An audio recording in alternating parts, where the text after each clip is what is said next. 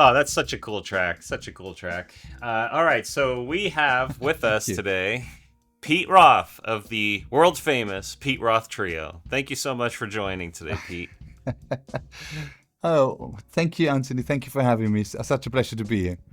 So, you are a German guitarist in England, and you somehow recruited one of the most legendary progressive rock drummers into your band. And now you guys are touring all over the world and playing some really cool music. So I'd love to hear more. Yeah, I mean, that's kind of it. You summed it up, and I think we should leave it there. All right, Really, see you later. no, it's okay. What a pleasure. But you're absolutely right. So I moved in 2002 from Germany to England to study guitar. I went here to Guildford. There was a place called the Academy of Contemporary Music, and I had a guitar tutor in Germany who said, "Hey, there's a guy called Guthrie Govan who teaches there, and Dave Kilminster." And a guy called Pete Kellett, who was at the time really famous for a guitar magazine exposés, and he also is, I think, on the Holdsworth teaching register. So he does, there were just some really, really exceptional guitarists there. And I came here and to Guildford. I'm still living in Guildford now, and studied there, and it sort of started off a journey into the UK sort of music industry. And there was another lecturer there, and that was Bill. And Bill was actually doing a music culture module, I guess, at the time, just sort of telling us a bit how music and culture sort of have evolved in whichever directions. And it was a very interesting subject. And one day he said, "Look, I need a drum tech to help me out, just putting a few drums out and traveling with me to gigs. Anybody interested?" And I think the entire drum department applied, and I didn't know who Bill was, never heard of him before. So yeah, it sounds cool. I got to be honest, like I had no rock background whatsoever. I just thought he was a cool dude. He was really amazing in his lectures, extremely well researched, and I loved all about that. And I was a bit more mature at the time. I was 22 when I came to England, so a lot of my fellow students were 18, 19. They were just coming out of school, and they still had a bit of a school attitude, that they would rock up late, they kind of wouldn't really hand in the work. And for me, having actually stopped my life in Germany, packed my stuff up and moving to England, there was no seconds to be wasted. So I was there not on time, I was there half an hour early, and I stayed longer. That was my attitude to it all. So Bill said, "Well, that's all cool for all the drummers to apply, but Pete is the only one that's actually on time, and I'm having that over anything." And so I ended up never having set up a drum kit in my life, being Bill's drum tech. And for about 2 years, I managed to never set up the drum kit right. I remember one famous gig where he played just before a very, very cool drummer called, after a drummer called Mark Mondasier, from the Mondasier brothers. And they did a BBC show, and this was all live, and there was a really quick changeover, and one drum kit had to be moved off and the other one on. And so I had to set it up in the wings and then just move it on, and Bill sat down, and bam, and they were playing. And for about 3 songs, all I could see Bill is shuffling around on his drum kit to put it in the place where it should be, and just giving me glances, and I'm hiding in the wings somewhere. So I wasn't great at that, but we had a great time. And Bill was, as he is, extremely generous with his knowledge about music. We sat in the car together, just listening to loads and loads, tons of music. He introduced me to loads of prog rock at the time, which I didn't know, and just said, "Look, why don't you check out this? And here's a cool guy, and here's an album called One of a Kind. Why don't we have a listen to that? And why don't you bring some stuff along?" And I would bring along the guys I used to love at the time, from I think at the time I was really into Joe Pass. That was my big love, and Pat Martino. So very straight ahead jazz guys. And I really, really was deep into that, deep into practicing, bebop and chord solo guitars on the instrument, and so I was actually on a very different path than what we're doing now, and that friendship, sort of stayed on even after Bill's sort of retirement, or sort of hiatus, as we now know, from drumming. We kept meeting probably 2-3 times a year for a cup of coffee somewhere, putting the world to right. He lives about half an hour away from me. And that was always really nice. And he was always, just generous in his time, in his advice. And I was making my way through the British scene, bringing out albums as under my own name. I had 2 albums before this one under my own name. Also with really good session players here, and I did some touring, and Bill was just great, and kind of supporting all of this, encouraging and saying, look, if you do something, it's got to be really, be a real artist, don't just waste your time, playing other people's music, and it was it was wonderful. And a couple of years back, he or me, we sort of had one of our meetups, and he said, hey, why don't we jam? I think I'm sort of getting a bit of an urge back to just play a bit, but I don't want to gig. I don't want to be seen playing the drums. I've given up. This would be not right.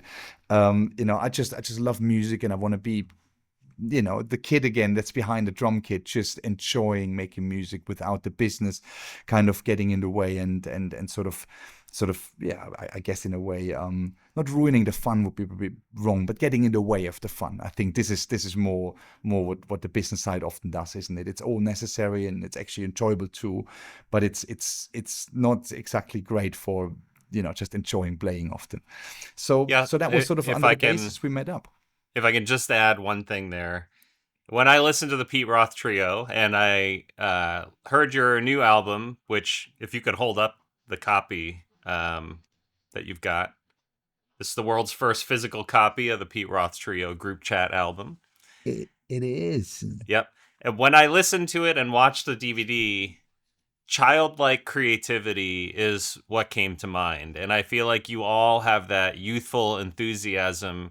None of you are, young in your 20s or teens anymore, but it has this energy of like the teenage or young 20s sort of garage jazz band, and you guys are just trying things, and a song that starts one way, you just never will guess where it ends up going. So I think your music's very adventurous and a lot of fun to listen to. Oh, well, thank you. And your, I mean, you could have, you should be the one actually describing us, because you're doing it much better than I do. It is literally that. One of the most interesting sort of comments, or sort of thought-provoking comments I had recently, was when we played with this different bass player. Our original bass player Mike had a shoulder operation. He just needed some time out for this to heal, and it was a snowboard accident, and it just needed to be fixed. And in that time, we had another one of my tutors, actually from the ACM back in the day, a guy called Stefan Rettenbacher, fantastic bass player, stepping in. And we had this moment where we were just about to go out at the Palace Montcalm in Canada. And it was, I think, it's in Quebec, and 700 people there. So it was a nice, beautiful venue. And just before we went out, Bill sort of said, oh yeah, and by the way, in this particular piece, we're just all going to descend today into chaos. Shall we try that? See what happens. And you can just see the color fading from Stefan, who is, kind of going, what do you mean? We have never tried this. We've never even, it's just a comment on the way on. So, oh, this would be fun. And then it's 1, 2, 3, and off you are. And that's it, and that sums up a bit of what we do. So we do take chances, and we push each other onto each other's turf, and sometimes, quite often, in order to keep this fresh, you almost pull each other's rug from underneath the feet and see if people are with you. So you can't help it but listening all the time, but being a unit all the time, and you have to be really willing to take on any point of view as any given time as a truth, and then live with that, rather than pushing your truth as the only possible way, or something you've done before. You hear on that track you just showed, Full Circle, there's sort of a little funky breakdown, gang, gang, gang, gang, and then sort of a couple of offbeat hits. That happened on that gig. We've never done that before. We don't know why we did that, but it became really groovy. And of course now, when we play that track, that's part of the sort of bags of tricks you carry along. So every now and then those ideas resurface. But on the whole, even that track, we played it, I don't know, 100 times now. It's not, it's never set in stone. It might go there, might not. It sometimes it descends into a jazz frenzy. Sometimes it's funkier. Sometimes he has more effects, sometimes less. Sometimes there's no clouds at the beginning. Sometimes Bill goes, "Oh, I'm not going to play here for a bit. See what happens." It's quite something. And so is Mike. There's this adventure spirit is really there. It's wonderful. It's challenging, and it's a real it's a real sandbox for musicians to play in. All right, that's awesome. Let's take a listen to another track. This is from the Garana Jazz Festival. I don't know the name of this. It's at the 7-minute mark, so you'll tell us afterward. I feel you. Yes, okay, absolutely. Here we go.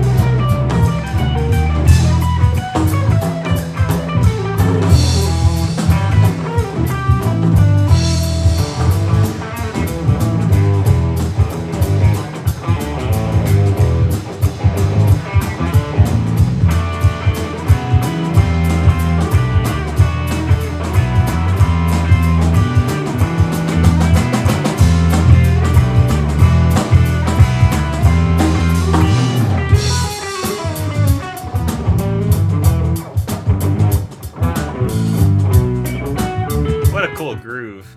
9/4. Yeah, it's a 9/4. Absolutely, well done. And it's a lovely little saying that it's a lovely little tap along, because you have a really strong crotchet pulse all the way through. So Bill, in his wisdom, gets the audience to set that up. And then we play 9/8. So every halftime we're in the opposite side of the beat, and then you see half the audience kind of go, "Oh, yeah, what's going on?"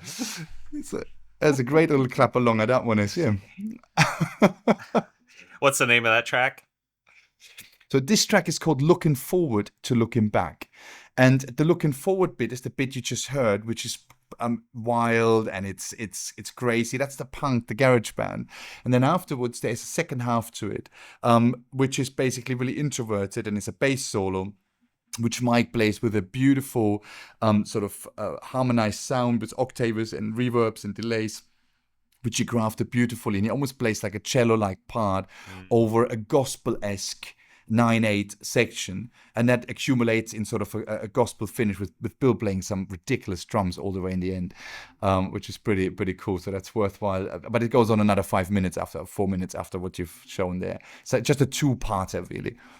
So one thing I find really surprising about this band is you guys always sound like you're on the verge of falling apart.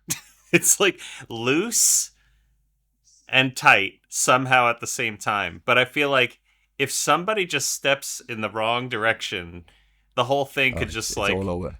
it's just It's all I over. I don't know how you Yeah. do it. I listen to the record and I'm like, I know that all these guys are doing exactly what they want to be doing, and it stays together. But also, Bill's music, like his solo music, is so tight and precise, and like this is kind of the opposite. This is like, let's just go make some music. So I love listening to it, but there is sort of this like inherent discomfort of like what's gonna happen next at all times. It's really fascinating. Oh, that's great that you feel like this. Some of the best music I've listened to has that effect on it. Where you're just on the edge of your seat. It's a bit like edgy comedy. There's a bit of that. Where you're Yeah. kind of thinking, oh God, what's going to happen next? Yep. And I think there's a lovely there's a something really beautiful about it because you can't predict, so your brain can't do this forward thinking, and then you get the satisfaction from it, but you just gotta allow the music to guide you to the next part. And there were a couple of sort of things we do in the band, which Bill was very strong about right from the start, i.e., forging our own identity, in ways where we all have obviously our licks and our patterns and things we do. And whenever something like this comes up, he goes, "No, we're not doing this. This is the first thing we do is not doing that. The second thing we do is we have no charts, no music, nor do we want that. We don't want to say this tune is in E minor, as this happened to be like the one we just listened to, which is fairly straightforward. This is just not how this is going to work. This could be for a little while in E minor, but if anybody goes somewhere else, we all go with it. And if this is in 9, that's fine. If it's in 1, it's just as fine. And you just got to listen and go with it because that's where it's going to develop. And we sort of learn to trust. And Bill has an incredible ability to sense what works. I mean, beyond your average, even great composer, it's just got an innate feel of, there were plenty of times where Mike and me looking at each other going, this is never going to work. And Bill goes, just watch this space. Just play. It'd be fine. And you're sort of shakingly sort of taking every guitar thinking, oh God, this is going to be, and then you realize like you're swept up in that same emotion where you're so, tense in a way, that for this to work, and you kind of focus. And then when it all comes off, the release is huge. And that's something. And we try, to obviously bring this to the stage, and bring this to the album. There was no point in bringing polished versions. And that's one of the main reasons why this is a live album. There was no point in going to the studio and just doing a really clean take on any of that. It needs to be a little edgy. It needs a bit punk, a bit of grunge, but also obviously, there's I hope so, a fair whack of control and high level of creativity. I hope comes across too. It's not just Oh yeah, not just rationing out. Obviously, yeah. that's something that I wrote in my review of your album. Just that it's so adventurous. And it's like if Stravinsky and Radiohead and Allan Holdsworth were all just making music together and somebody said, what if we did this? I mean, even in this... Yeah, and Bill would say to all of them, yeah, what if you would do this? This yes. is literally what... It's amazing. He is a creative force that is quite something. That exactly. is quite something. And you just, like in that solo that you were playing in that song... you go into harmonic minor, which like is completely out of left field for a 9 or like a kind of groovy, funky, straightforward pentatonic sounding song. Like, oh, he's going to solo in harmonic minor now. Okay, that's fine. I think it's great. I love that you guys are so unexpected and so loose and having fun, footloose and fancy free, right? Footloose and fancy free. Yes, yeah, yeah. Wonder who written this. Yes. So tell us, where do we get the album and when does it come out? And is it a CD and a DVD, or is it just the DVD? What is it? It's a CD and a DVD, and the album is called Group Chat, which is sort of the album title. And it's out on Cherry Red Records and Winterfold Records. So those are the two record labels. They put it out. I think Cherry Red is more on the distributing side, and Winterfold is the actual record label. And it's going to be out officially on the 18th of September. And you can have pre-orders on either the Burning Shed, Yes. store on Bill's website, Burning Shed store, or on Cherry Red's website, or on our website if anybody's interested in having that. And it's a lovely sort of a double sort of pack. You can see us here, so it's just falling out. See us here playing in Italy there, and you get, if it all stays in, you get this, the DVD and the CD together. Oh, this is Rachmaninoff. This is for my car. See, this is not even the right CD. It's like, I'm a massive Rachmaninoff fan. There it is. Look at this. And that's basically how that works. And yeah, so it's beautiful, and we're really proud. This front picture here, my wife's mom actually has drawn that. She's an enormously talented artist, and so we're quite proud of the fact that a lot of the things we do is homemade. We're a homemade band. We meet up, we do all our admin together. We book our flights. We do our albums. We sit in the mixing, do all of this. So it's kind of very much that, and it's, I think, a very modern way of doing anything these days. Is you got to be pretty hands-on. I mean, I know from your music, which is fantastic, by the way. Thank you. And I've seen many of your videos, and your great guitar work. I mean, I'm sure this is you sitting in your room, and then once you've recorded the hard work, you've learned how to play for 30 years, you then do it, you then record it, and then the work starts. It's like once actually that satisfaction of having done it, then the work starts. And that's what we all do together. And Bill is great. He's at his young age, I gotta say, he's mentally and physically younger than most 40-year-olds I know, but he's he's really involved. Like he does emails, he does talk to people. He's kind of involved in the creative process, in the writing, on all ends. Mike is great. He's got a great dynamic about him. So as a team, this is a real it's something really unique and really special. So we're very happy about this. Yeah, and the album is finally out. Yeah. Fantastic. And you've been touring a lot through Europe. You did some North America shows. What are the plans? What plans can you share for people who want to see you live? Yeah, so plenty of good things. So we are going out to Germany, which is quite nice. So we're starting in Stuttgart and finishing in Berlin, and that's all through October. Then we play a fair few festivals here in England and clubs all the way up to the 6th or 6th, I think, in November. We're also going to go back to Italy at the beginning of next year, where we do a couple of Italian dates. And then we're just talking in a minute about also going over to Japan and Hong Kong. This is sort of in the making as we speak. But there's about 40 dates in a minute, or 35 dates in a minute from now till March, roughly, next year. They're all in the making. This is kind of what we do. We go out for a short period, do something, and then we spend a week or two at home, and then we go back out again. I think that's a very enjoyable way of doing it. I missed you in Italy by like 3 or 4 days, and then Leonardo sent me an email about you guys going to Japan and Hong Kong, and he said you should join us, and I was like, that's really tempting, So maybe I'll see you in Asia in March, or whatever that schedule is going to be. Please do. It would be amazing. Yeah, it would be fun. Yeah, and it's our second time there, so we're stoked. What a place. Awesome. Yeah. All right, Pete. Thank you so much. What's your website URL? It's just PeteRothTrio.com. Pete Roth, ROTH, like David Lee Roth without the spandex. PeteRothTrio.com. Okay, great. And check out the album if you're watching this, and it's called Group Chat. And we're going to close with a live performance of Summertime. And you can find a lot of great Pete Roth videos on the Bill Bruford channel. Thanks again, Pete. Let's cut to the music. Whoops. Thank you, Anthony. Thanks for having me. What a great show. Thank you. No problem.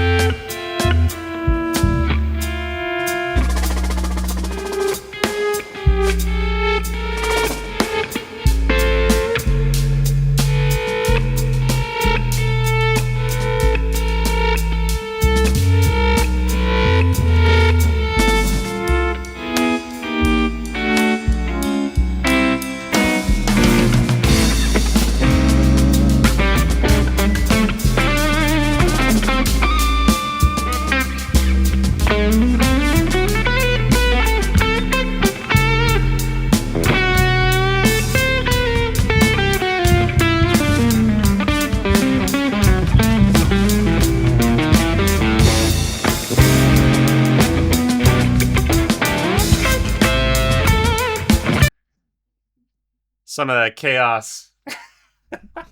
That was great. It's a rubber band. Yep. It's like a rubber band. Yeah, it stretches and it's stretching on it. Can you stretch it any further? Yep. It's I great love fun it. to play. I'm not gonna lie to you. I love it.